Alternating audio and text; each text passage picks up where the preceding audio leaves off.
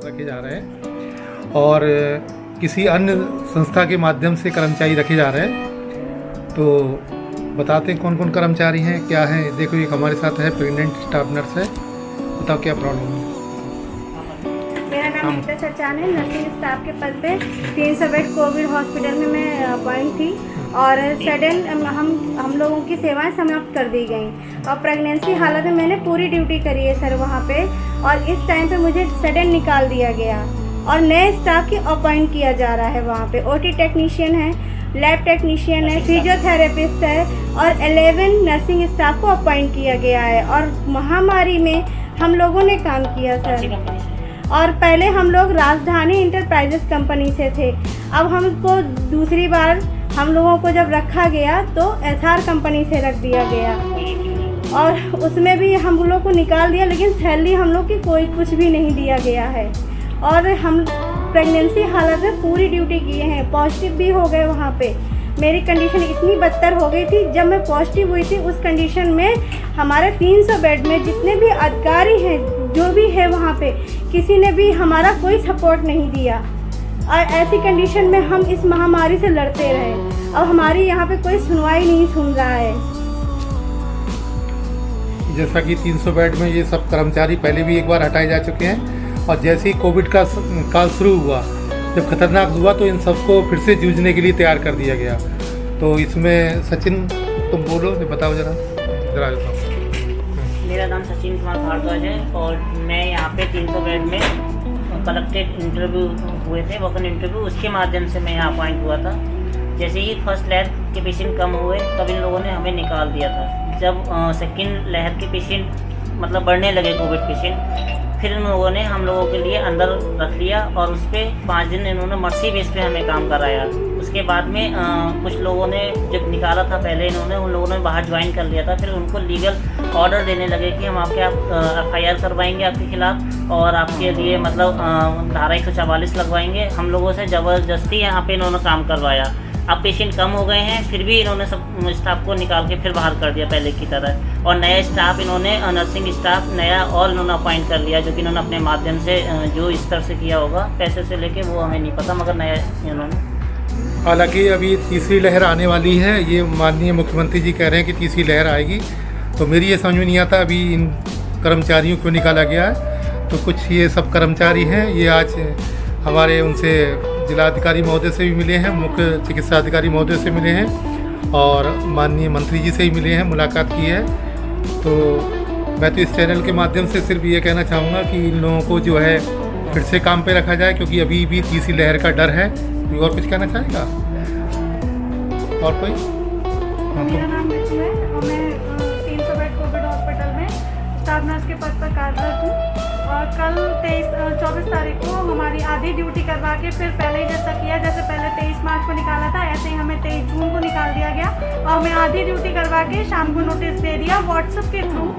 कोई रिटर्न में नोटिस नहीं मिला कि आपकी सेवाएं समाप्त की जाती है। वजह बताई कि पेशेंट नहीं है। जब पेशेंट नहीं है तो आप स्टाफ क्यों बुला रहे हैं, हॉस्पिटल में मशीनें क्यों रख रहे हैं और उसके बावजूद और नए स्टाफ को अपॉइंट कर रहे हैं। कल ही मेरे सामने एक और न्यू स्टाफ आया था, उसको अपॉइंट किया गया है। बस मेरी यही मांग है कि हमारे सारे स्टाफ को, जब आप नया स्टाफ रख रहे हैं तो आप जब हम ट्रेंड हैं, 10 महीने का हम लोगों का एक्सपीरियंस हो गया कोविड में काम करते हुए, हम लोग अपनी जान पे खेल कर काम करते हैं, तो आप हमें ही रखें। अपने स्टाफ को जो अनट्रेंड है उसको रखें, फिर कैसे पेशेंट की केयर हो सकती है। तो मेरा माननीय मुख्यमंत्री जी से यही अनुरोध है कि जब इन्होंने जान पे खेल के काम किया, जिस समय ऐसी हालत होती है कोई जाना नहीं चाहता, काम नहीं करना चाहता, वार्डों में जाना नहीं चाहता है, तो ये लोग वार्ड में गए, वहाँ पे इन्होंने कार्य किया। तो मेरा अनुरोध है कि इन लोगों को काम पे वापस लिया जाए, और क्योंकि तीसरी लहर का भी मद्देनज़र रखते हुए अभी भी तैयारी चल रही है, माननीय मुख्यमंत्री जी भी अनुरोध कर रहे हैं, सबको बता रहे हैं कि भाई तीसरी लहर आने वाली है। तो अभी ये फिर क्यों, क्या लहर आने के बाद फिर से इनको बुलाया जाएगा? मेरा कहने का मतलब है कि इनको रखा जाए और कार्य पर रखा जाए, क्योंकि इसमें कुछ लोग ऐसे बड़ी मेहनत से बेचारों ने स्टाफ नर्स LT या कोई और ट्रेनिंग की है, ऑपरेटिव ट्रेनिंग की है, कुछ भी किया है, और कुछ लोग तो बड़े परेशान हैं, इनको घर से ही परेशान है। तो मेरा अनुरोध है कि ये मतलब इन लोगों को रखा जाए। ठीक है, तो एक वीडियो बन गई यहाँ।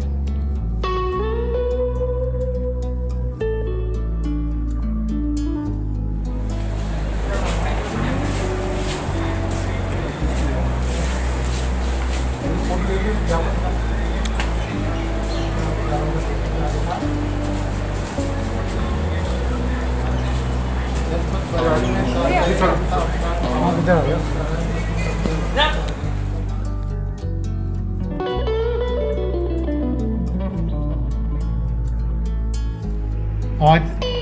मैं अजयपाल सिंह गंगवार, अध्यक्ष राज्य कर्मचारी संघ परिषद शाखा बरेली। मेरे पास आज संविदा होम्योपैथिक आउटसोर्सिंग के कर्मचारी आए थे, जिन्हें बताया गया कि एक ज्ञापन दिया मुझको, जिन्होंने बताया गया कि हम लोगों को काफ़ी समय से वेतन नहीं मिला है और काम कराया जा रहा है, और अभी तक ये नहीं मालूम है कि हम लोग किस आउटसोर्सिंग के माध्यम से कार्य कर रहे हैं, क्या नहीं कर रहे हैं। तो उन्होंने एक पत्र दिया, और ये पत्र जो है हमने अपने प्रांतीय अध्यक्ष और मंत्री को प्रेषित कर दिया गया है, जो कि शासन में वार्ता करेंगे और पता करेंगे कि इनका क्या मसला है। तो मेरी यही कोशिश है कि जो संविदा होम्योपैथिक आउटसोर्सिंग के कर्मचारी हैं, इनको उनका मानदेय मिले, और इनके जो भी दे रह गए हैं, और इनको जॉब की सिक्योरिटी मिले कि भाई जॉब इनकी सुरक्षा है कि नहीं है। ये ले कौन है? इधर आओ, इधर आओ ना, साइड उधर नहीं दे रहे हो। क्या समस्या है तुम लोगों की? हम लोगों की समस्या है जो सरकार द्वारा 250 रुपये जो बढ़ा था वो 2019-20 का भुगतान नहीं हुआ है, और हम 2-3 बार सीएम सर को लेटर भी दे चुके। और ये फाइलेरिया कब का है? फाइलेरिया सर 2020 का। शेरगढ़ में नहीं हुआ, और कहाँ पे नहीं हुआ? गरीनगर, नवाबगंज। अच्छा, फर्स्ट का हो गया। ठीक है, बात करते हैं। इनके नंबर हैं सबके प्रभारी के? 5 बजे तक नहीं वो पति कहाँ है? चलो इधर को आ जाओ, स्टार्ट करूँ। क्या नाम है तुम्हारा? आज के संबंध में सीएमओ को क्या कर दिया? हमारे इलाकों में आशा संघी का 2019 का राज्य सरकार द्वारा बढ़ाया गया मानदेय का भुगतान नहीं हुआ, इस चक्कर में किया गया है। क्योंकि सीएम साहब को हम 2-3 बार लिखित में दे चुके हैं, लेकिन उसके बावजूद भी भुगतान नहीं हो पाया है। अब सरकार नहीं होगी तो क्या करेंगे आप? सर, हम लोग धरने पे बैठेंगे, हड़ताल करेंगे, और क्या करेंगे, क्योंकि ये सारा काम हमारे ऊपर है, और बाकी तो लोग हम लोग ही जाते हैं, फील्ड में जाएंगे। अतः मेरा उच्च अधिकारियों से अनुरोध है कि वे इनकी समस्याओं को निराकरण करें, जिससे कोई टकराव की स्थिति पैदा न हो। सभी कर्मचारी संगठन चाहते हैं कि शांतिपूर्ण कार्य हो, और शांतिपूर्ण ही करते रहें। किसी टकराव, किसी हड़ताल और इसमें हमारा कोई विश्वास नहीं है। तो जो भी समस्या है, चाहे आशा संघ की है, चाहे आउटसोर्सिंग की है, चाहे परमानेंट कर्मचारी की किसी समस्या है, उनको हल करने का कष्ट करें। धन्यवाद।